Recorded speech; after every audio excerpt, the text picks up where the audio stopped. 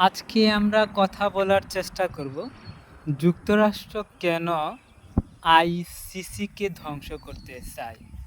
ICC হচ্ছে international criminal court, যার court যে রয়েছে অর্থাৎ আন্তর্জাতিক বিচার ব্যবস্থা আর কি, ক্রিমিনাল বিচার ব্যবস্থা। এইটা হচ্ছে গঠিত হয় ১৯৯৮ সালে ১৭ই জানুয়ারি, এবং এই ১৭ই জানুয়ারিতে এই আইসিসি গঠিত হয় রোম চুক্তির মাধ্যমে।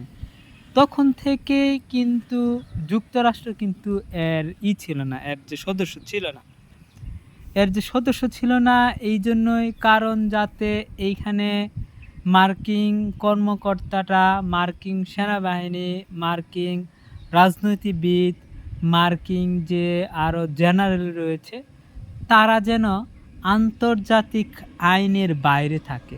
অর্থাৎ তারা যে কোনো দেশকে তারা আক্রমণ করতে পারবে, তারা যে কোনো দেশের প্রধানমন্ত্রী, প্রেসিডেন্টকে তাদের দেশে থেকে তুলে নিয়ে যেতে পারবে, কিন্তু তারা আন্তর্জাতিক আইনের মুখোমুখি হবে না। অর্থাৎ তাদেরকে কেউ বিচার করতে পারবে না, তাদের স্বার্থ এইখানে। এবং তারা এই জায়গায় শক্তভাবে তাদের অবস্থানটা করে নিয়েছে।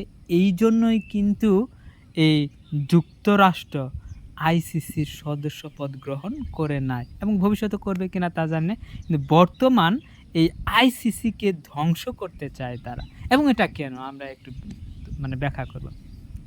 আমরা আগে দেখি যে ৯০-এর দশকে আমরা দেখেছি বসনিয়া এবং সার্বিয়া এর বিরুদ্ধে গিয়ে তারা মামলা চালিয়েছে এই আন্তর্জাতিক ক্রিমিনাল কোর্টের মধ্যে।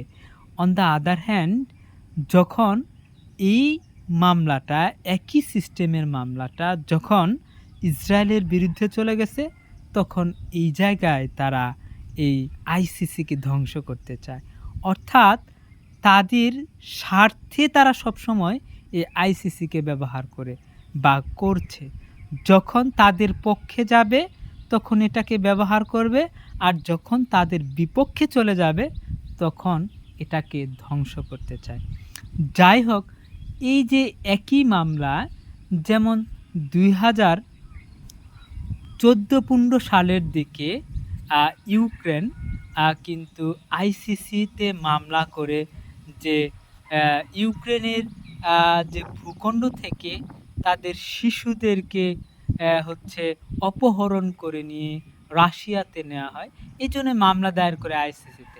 এবং এরই বিরুদ্ধে তদন্ত করে ২০২৩ সালে ১৭ই মার্চ সম্ভবত এই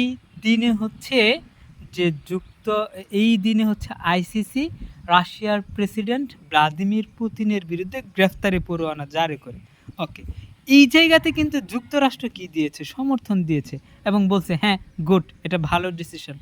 কিন্তু ২০২৪ সালে যখন মে মাসে একই আইনে, গণহত্যা এবং যুদ্ধাপরাধীর আইনে, ইসরায়েলের প্রধানমন্ত্রী বেঞ্জামিন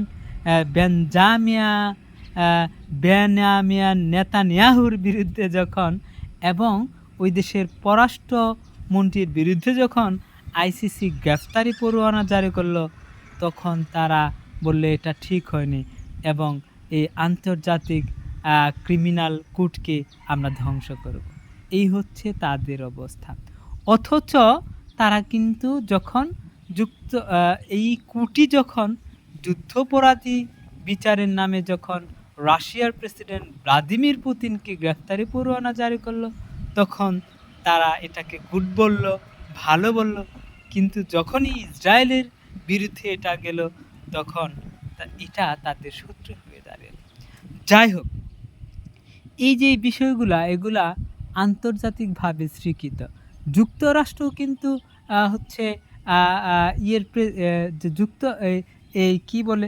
রাশিয়াও কিন্তু সদস্য নয়, আইসিসির সদস্য নয়। On the other hand, Ukraine আবার আইসিসির সদস্য। আবার এই আইসিসির সদস্য ঠিক একই সিস্টেমে কিন্তু এক জায়গাতে যুক্তরাষ্ট্র সমর্থন দিচ্ছে, আরেক জায়গাতেও ওই সংস্থাটিকে আবার ধ্বংস করছে। দ্যাট ইজ মানে হচ্ছে একটা হাস্যকর বিষয় যে সকলের জন্য। যাই হোক, এদিকে আবার মার্ক রুবিও একটা কথা বলেছেন। মার্ক রুবিও বলেছেন এই আন্তর্জাতিক যে ক্রিমিনাল কোর্টটা এটা হচ্ছে তৃতীয় বিশ্ব দ্বারা পরিচালিত হয়।